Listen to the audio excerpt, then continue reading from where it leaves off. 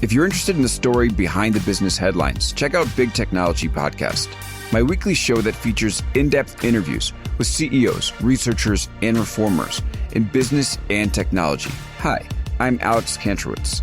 I'm a longtime journalist, CNBC contributor, and the host of the show. I empty my Rolodex every Wednesday to bring you awesome episodes, so go check out Big Technology Podcast. It's available on all podcast apps. Would love to have you as a listener. From LinkedIn News, I'm Jessie Hempel, host of the Hello Monday podcast. Start your week with the Hello Monday podcast. We'll navigate career pivots. We'll learn where happiness fits in. Listen to Hello Monday with me, Jessie Hempel, on the LinkedIn Podcast Network or wherever you get your podcasts. Hello, my friends, and welcome to another exciting episode of Negotiate Anything. This show is produced by the American Negotiation Institute, and with over 5 million downloads and listeners in over 180 countries, listeners just like you have made this the #1 negotiation podcast in the world. Hi, my name is Kwame Christian, and I am the founder and CEO of the American Negotiation Institute. Here at ANI, we believe that the best things in life are on the other side of difficult conversations, and we are passionate about providing you with the best content that will help you to make your difficult conversations easier, both at work and at home. Lastly, I want to remind you that we offer consulting and conduct trainings, both virtually and in person, all around the world. Our focus is in 3 main areas. First, negotiation and conflict resolution. Second, leadership. And lastly, diversity, equity, and inclusion. Check the link in the description below to learn more about how we could work with you and your team. And now, without further ado, let's jump into the interview.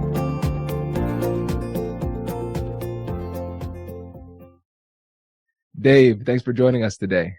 Hey, great to be here, Kwame. Yeah, it's great to have you, my friend. So how would you get us started by telling us a little bit about yourself and what you do? Sure. So I am an online instructor primarily. I have lots of courses on LinkedIn Learning, which is where you have them. I also do live speaking events and some consulting. And, you know, through the years, there's been an evolution in my career where now I am focusing on productive leadership, meaning I'm helping leaders become more productive and I'm helping people do leadership in the most productive way. And one of those ways is about being more effective with how you're managing your time, which is what brings us here right now. Fantastic. And everybody, Dave is being very modest. He is one of LinkedIn's top course producers. So I'll link to his LinkedIn so you could check that out. So make sure you get into that and check out his content. And of course, the book. Dave, tell us about the book. Yeah, so The Myth of Multitasking is interesting. That was my first book, and that came out all the way back in 2008. And so now we finally have an opportunity to do a second edition where all the research is updated, all the experience that I've gained from working with people, you'll find that in there as well. So the second edition is out in January 2021, and I'm really thrilled about it. Congratulations. And so that brings us to this conversation. And I know there are going to be some folks out there asking the question, why are we talking about multitasking on the negotiation podcast? Right. Yeah. So it's a perfect question. And the answer is it has everything to do with negotiation. And the reason why is there are 4 costs, and we'll get into the difference between backtasking and switch tasking in a moment. But basically, when you try to multitask, when you try to do multiple things at the same time, there are 4 costs.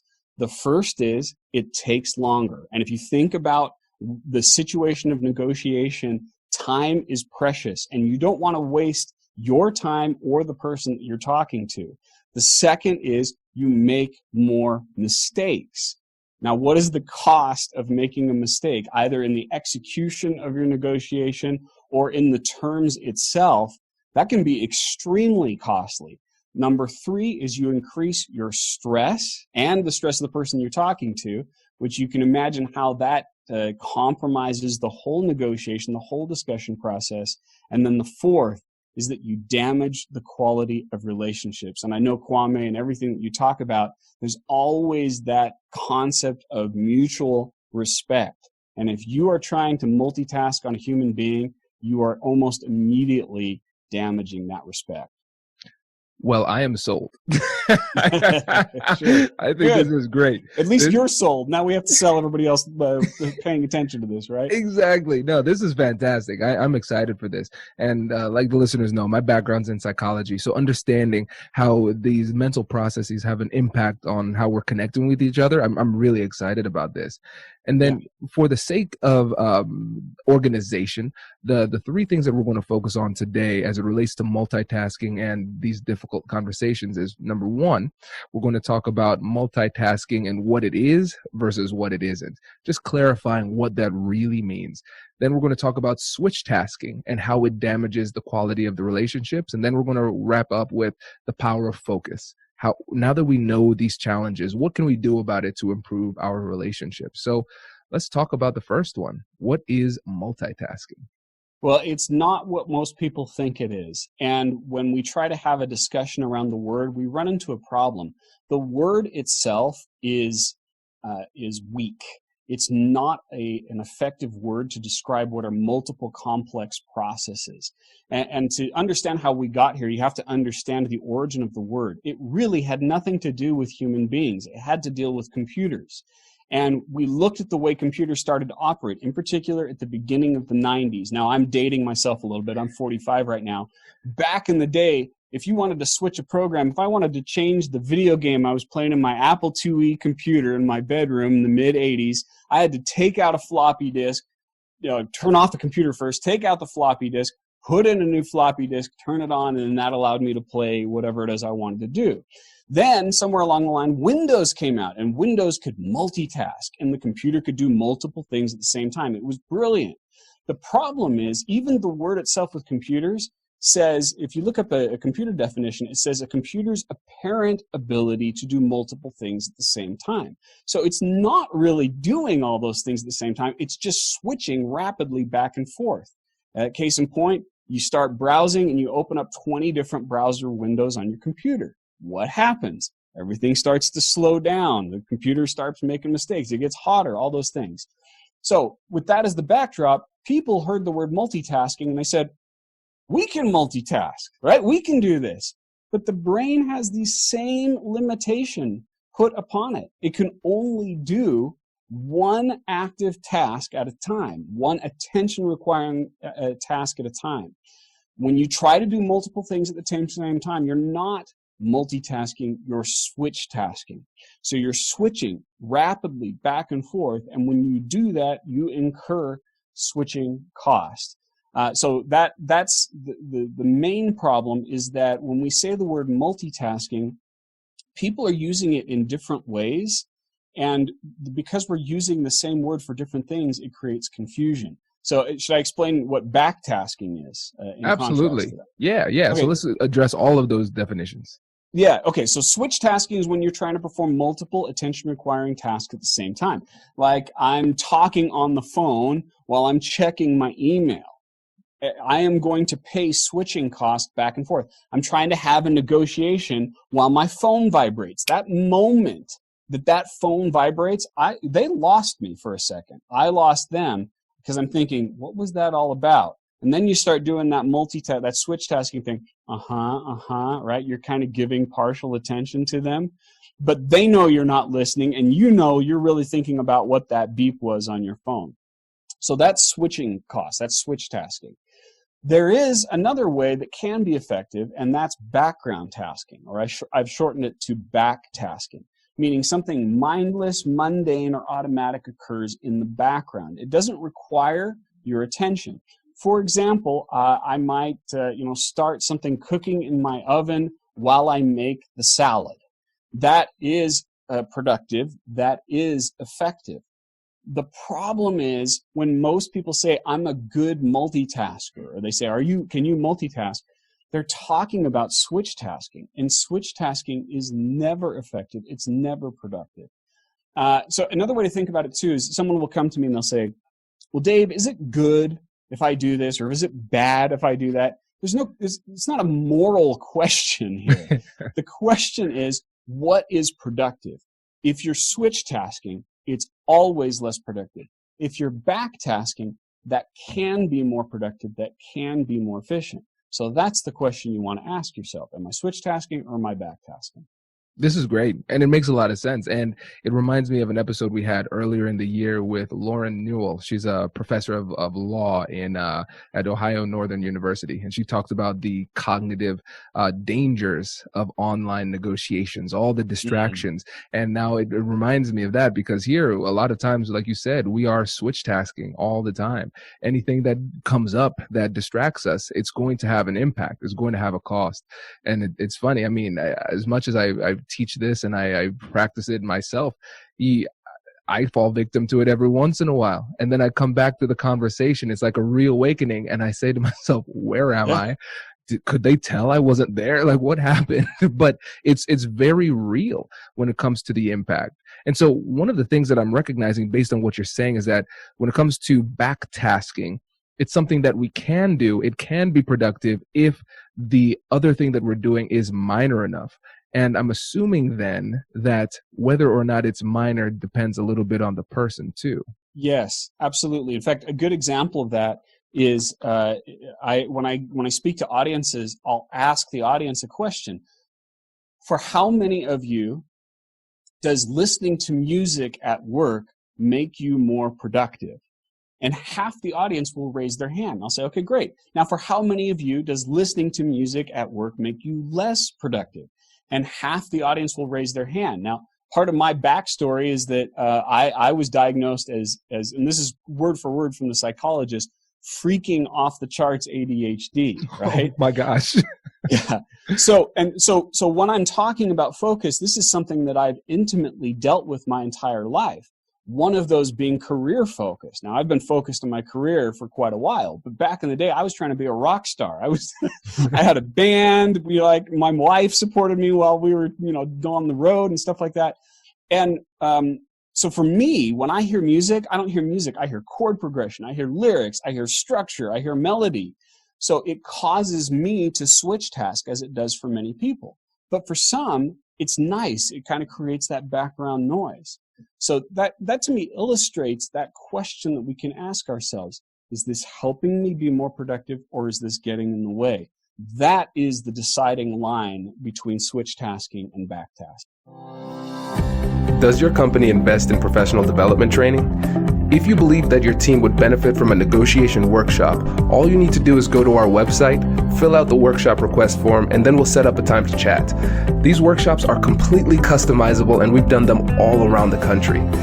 Negotiation and conflict resolution skills are beneficial across all professions, but they're especially useful in procurement, purchasing, sales, sourcing, and contract management. Our calendar is filling up quickly, and we even have some workshops scheduled for next year. If you think you might want one, I'd suggest reaching out soon so you don't miss out.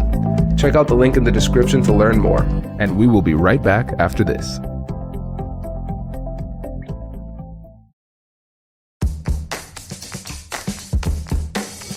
Hey you, I'm Andrew Seaman. Do you want a new job? Or do you want to move forward in your career? Well, you should listen to my weekly show called Get Hired with Andrew Seaman. We talk about it all, and it's waiting for you, yes you, wherever you get your podcasts. Brace the rudders! Raise the sails! Raise the sails! Captain, an unidentified ship is approaching. Over. Roger. Wait, is that an enterprise sales solution? Reach sales professionals, not professional sailors. With LinkedIn ads, you can target the right people by industry, job title, and more. We'll even give you a $100 credit on your next campaign. Get started today at linkedin.com/marketer. Terms and conditions apply. This is great. And now I'm thinking also about the environment that we create for our negotiations. Yes. Because something for us might not be distracting. It might just add to the ambiance, but we can still focus. But we don't recognize that it could have an impact that's negative on the other people around us in these negotiations. And so considering that, what are some things that we should put into our conscious awareness when we are maybe arranging a room for a meeting or a negotiation, or setting the stage for a Zoom call and the things that are behind us? What are some things we should think about? Yeah, I love thinking of it in terms of the five senses. That keeps it so simple. So for instance, sight.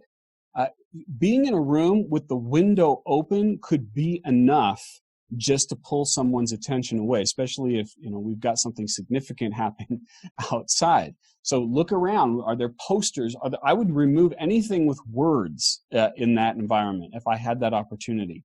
I would make sure that the line of sight between me and that person is as least obstructed and less distracting as possible. Sound. We already talked about music. What's happening in the ambiance of people talking outside. If we do an interview like this, in fact, Kwame, you sent me a list of here are the things that I want you to do to make sure we don't have a distracted interview. And one of those was, just having somebody in the office say, you need to be quiet, he's having an interview, that pulls people's attention away. So you can think about that. You can think in sight, sound, touch. What are the ergonomics of the chair? You don't want someone to think that they're being uncomfortable. Smell, believe it or not, can have an impact. If I'm thinking about what is that phantom smell that I'm having, good or bad, wow, smell those chocolate chip cookies. I just lost that person for a moment. And taste, making sure that we have snacks and water and things that are less distracting. I would try to have things that don't have packages, stuff that can be easily grabbed. That kind of stuff, especially if you're going to be in a long haul negotiation. And I'm sure you can see my eyes now darting back and forth. You have me in deep thought here because this is really well, at least great. You're thinking about our conversation and not the laundry that you didn't do yesterday, right? Exactly. Yeah. Or whatever it was. Because for me, as a mediator, especially, I'm trying to create that atmosphere where people feel safe, where they can focus on the conversation. And for the majority of people, this is not their life like it is for me. And so this is a very stressful situation for them. And now just thinking about the different things that I may have done in the past or the staff around me might have done in the past that could pull their attention away could increase the level of stress and decrease their performance as a result. Every little movement. Every action, like you know this, you film courses for LinkedIn Learning, and I do it. I'm sitting there, I'm working on the teleprompter, I'm delivering the course, but out of the corner of my eye, I can see if the camera guy looks at his watch. And if he looks at his watch, I'm thinking, what's wrong with the time? Have we gone over? Is there something that he needs to take care of? At the same time that I'm delivering the words. And for that moment, I'm not at my best. And you want to avoid that as much as possible. One other thing to consider, too, in terms of distraction, is what's going on in your mind. I teach a course called Time Management Fundamentals on LinkedIn Learning. And one of the things I discuss is that your mind has so much influence on your ability to be productive. And we want that thing to be cleared out. I don't want any unresolved tasks in my head. When I come to interview with you, Kwame, everything that I have to do has been dumped into an approved gathering point, meaning I've sent myself an email, I've put it in a notepad, I know those things that I'm going to deal with. Like at the beginning, you said, hey, I'm going to refer you to somebody, right, to have a podcast. I immediately took that and dumped it into my notepad so that I don't have to think about it again. So if you have these random thoughts, like the example, I forgot to pick up my dry cleaning this morning, I lose that moment. I lose my edge. But if I have it all cleared out, if I have it all scheduled on my calendar, I can go into a conversation like this. You can go into a negotiation knowing that you can give that person 100% of your attention. Yeah, this is great. And again, listeners, this just goes to show with this show, what we're trying to do is we're trying to get you to think differently about negotiation. This probably isn't something you'll see in a negotiation book. I know that because I've written a negotiation book and I didn't talk about it. So this is great. I love that we're being pushed to think outside the box and think about how these things are having an impact on the way that we think, the way that we perform in the negotiation, and the way that we interact with others. And I think that's a great segue for the second point, which is switch tasking reduces the quality of our relationships. So let's dig deeper into that, Dave. Yeah, so one of the biggest costs with switch tasking is what it does to the interactions that we have with human beings. And sometimes when I talk about switch tasking, they go, oh, well, Dave, that doesn't apply to me. I can be more efficient. I can be more productive. I don't pay my switching costs. Then I'll say, yes, but you can never get away with the impact on relationships. Here's a fun little exercise that you can do, just with a family member or if you had a company training. Have people pair up for just 30 seconds and have person one talk to person two about something they're passionate about, their favorite football team, their favorite hobby, okay? And the other person just listens patiently for 30 seconds. And then you finish. Then you switch roles. Now person 2 talks to person 1, and they talk about something they're passionate about, their family members, their favorite sport, whatever it is. And person 1 listens, but they give partial attention. So that, they pick up their phone and they're looking at their phone and they're yeah, okay. And you just, yeah, I'm listening, but I'm switch tasking on you. At the end of that, I ask everyone, okay, person 2, in one word, how did that make you feel?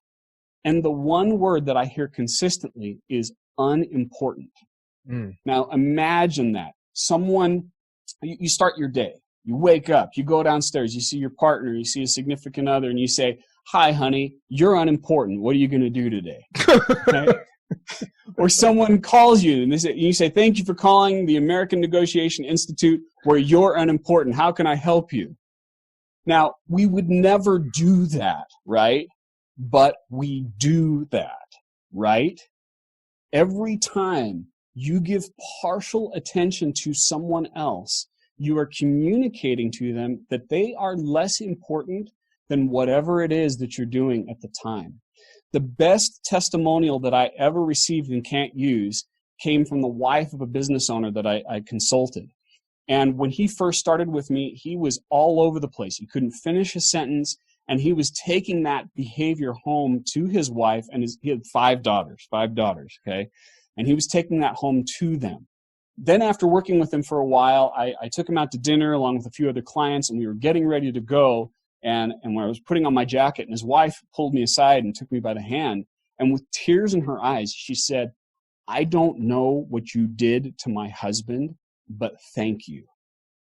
That is the power. On the flip side, if we become people who give others our full attention, that is a powerful statement. And if you're negotiating with people, if you really communicate to them, "You're the most important person in the room, in my life at this moment," that is so critical to effective negotiation.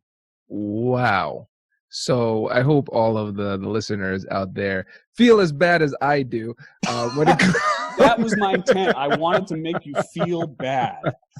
No. Man, this is crazy. But I think this is fantastic too, because it provides us now with an opportunity to recognize our blind spots, because it's more than just an individual thing. And Dave, you specialize in this, so you tell me if I'm on the right track here. This is also a cultural thing as well, where we're all part of this pernicious cult of busyness, where we feel like we need to try and do things at all times, and then it's impacting the way that we're interacting with people. Because I think about even with my son Kai or my wife Whitney, just trying to be present with them, but then paying attention to my phone, checking an email, those type of things. It's creating an unhealthy dynamic in the relationship. And we're all tempted to do it, including myself. And part of the reason is the way in which things were created from a technology standpoint. An excellent show, if you haven't seen it, is The Social Dilemma on Netflix. And it talks about how it demonstrates how we are just getting sucked into these devices. Yet I say that technology isn't the problem. It's our improper use of technology. Technology has evolved over and over and over. It's evolved so quickly since those days that I mentioned of playing a video game on my Apple IIe computer. Think about where we are in the last 30 years. It has evolved rapidly, but we as humans have not evolved rapidly. So that means that we have to learn a new set of survival skills. And that's really what I'm advocating here, is saying, look, this is a skill. This can be learned. And unless you have ADHD, if you have ADHD like me, go talk to a specialist. Go get a little extra help to level the playing field. But most people don't have that. Most people have what I call SAS, short attention span syndrome. It's a learned behavior. And because it's a learned behavior, it can be unlearned just by starting to implement boundaries in your day. Just a simple boundary, like, if I'm talking on my phone, if I'm looking at my phone, my wife starts talking with me, I have conditioned myself to go like that. and just pick it up and put it down. She's talking to me. She's the most important person in my life. I'm setting this thing down in favor of focusing on her. It's a habit. It can be developed. That's great. And I think, again, this is a perfect opportunity to segue into that final point, which is learning how to give people the full attention, our full attention. And I think that example that you just gave was really powerful. So simple, but so powerful. What other tips do you have for us when it comes to increasing our level of focus and really investing into the relationships through that focus? Yeah, I think it begins by establishing boundaries. I believe boundaries are a good word. Sometimes people feel that they're going to take freedom away, but they don't. They're like the rules of the road. I can drive from Salt Lake City to New York because there are rules of the road, because I know that, in most cases, everyone else on the road is going to follow those rules, and that gives me the freedom to make that kind of journey. So when you think about what you want to accomplish in terms of negotiation, in terms of your career, you've got to ask yourself, what are the rules that I'm going to establish myself to be as successful as possible? And part of that success is saying other people matter. So I have to create boundaries that say, you know what, here's a simple one. Get in the habit of, rather than having an open door policy or allowing yourself to be contacted at all times, have a closed door, open calendar policy, which says, here are the blocks of time when I'm going to focus on you 100%. Feel free to block yourself in, just like I blocked myself in with you, Kwame, for this interview. It wasn't like you said, you know what, I'm going to allow other people to send me text messages or emails during this time. That's ridiculous that you would do that in a podcast. Yet why can't we do that in a conversation with a family member, in a negotiation, with a conversation with our coworkers? And we say, during this time, you're the most important thing. I'm going to turn my phone on Do Not Disturb. I'm going to turn all those notifications off. Then when I'm done, this is also part of it, have buffer time on the other side of it. So if you know you're going to be in a meeting for an hour, give yourself 15 minutes afterward or something like that, that says, then I'm going to give myself permission to get caught up. What that does is it allows you to feel relaxed in the conversation, to know that, you know what, I am going to have a time to deal with this, and this is when I'm going to do it. In fact, that reminds me of another principle that's really important, which is the culture of now versus the culture of when. Do we have a moment to share that with you? Absolutely, yeah. Okay, so the culture of now is what we live. It is the idea that if I have a question, I want to send you a text message, and I'm going to get an answer now. And if I send you a text message and you don't answer it, Kwame, what am I going to do? I'm going to send you an email. And if you don't answer the email, then what am I going to do? I'm going to give you a call. And then if you don't answer that call, I'm going to send you another text message. And it just goes on. And the more channels of communication that we have, it just gets worse. So what we have to do is instead establish expectations with other people and establish expectations with ourselves and say, rather than now, I'm going to default to when. I am going to respond to every email. I am going to respond to every message that I receive, and this is when I'm going to do it. So I have that time scheduled in my calendar, and I protect that time just like I would with an important negotiation, just like I would with this podcast, and say, I'm not going to allow anything else to get in that spot so that I can use that to get caught up and get relaxed. We have to create those kinds of moments. Otherwise, what we will default to is constant, continuous switch tasking. This is so helpful because, again, when you think about it in terms of negotiation, putting that buffer time is going to be important. And if we get into the habit of doing that buffer time before and after, before we can take the time to prepare. And so for listeners, you've heard me say it about 1 billion times. Make sure to download those free guides. The link is in the description, so you can download those negotiation preparation guides, salary negotiation, car negotiation, over, I think, 15 different negotiation guides, how to talk about race, how to talk about politics, all of that in there walks you through how to prepare. So if you give yourself 15 minutes before, you can easily go through those preparation guides. And then afterwards, you have that buffer, because we've all been in that situation where we see the clock ticking close to the hour and we say, oh man, I have another meeting to get to. And we're thinking about the other meeting, but not thinking about the person in front of us. We are at times potentially losing focus because of that time pressure at the time where we need to be most focused when we could be closing a deal. right? So I think it's really powerful to put these buffers into our schedule so we can be more effective and really focus more intently on the person in front of us. I'm looking at the time and I so want to keep going, Dave. So that tells me you have to come back. You have to come back on the show. I'd love soon. to. I'd love yeah. to. And so, but before you go, let's wrap it up with one more takeaway, something actionable that the listeners can do to improve their ability to focus wholeheartedly on people and avoid the temptation of switch tasking. Yeah, I've mentioned practicing with your family, getting the habit, or your friends, people that you care about, get in the habit of just paying attention to them. We have to recondition your brain to think that way. And if you can do that with friends and family, then you can do that at work. So just get in that habit. You know, all this talk, though, that we've had about the buffer, I just want to highlight one principle, and this is something I cover in my course on how to slow down and be more productive. The problem of our day is that we operate on a razor's edge. Everything that we do is just stacked back to back to back. Like you said, we've got one negotiation and we're immediately going into another meeting. We answer one email and we immediately jump into the other email. And we're conditioning our brain to just walk this line that's just so tight and it's so dangerous. And more often than not, we get cut on it because we run long, we make a mistake, and then we have to make up.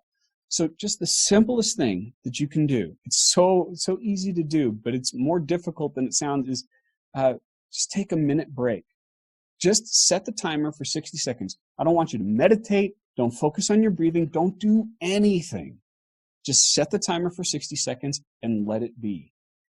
And what that does, you'll realize, first of all, something, that 60 seconds in our year that we're living in right now seems like forever. I ask people on a scale of 1 to 10, how long did that feel? Most people, they're somewhere around a 7 to an 8. Think about that. 60 seconds now feels like an eternity. If you get in the habit of just being for 60 seconds and then go on to the next thing, you start to communicate to your brain, I do have control. I don't have to operate on this razor's edge. And it's okay if I don't constantly stimulate my brain by picking up the phone and going to the next thing. This is great. I feel like this was a personal therapy session, Dave. I'll send you my bill. I appreciate it. And I'll send it to Catherine. She'll handle it. But yes, thank you. Thank you so much for this. This is great. And one last time, let the listeners know about the book and how they can get it. Yeah, so the book is The Myth of Multitasking. You can get it at multitaskbook.com. That'll take you right to Amazon. And yeah, please get it. And please get it for people that you know who are struggling with multitasking. That's really what it was written for, is to help people who are struggling find a new pathway to have some more sanity in their day. That's fantastic. Dave, thank you again, my friend. We really appreciate it. Thanks, Kwame.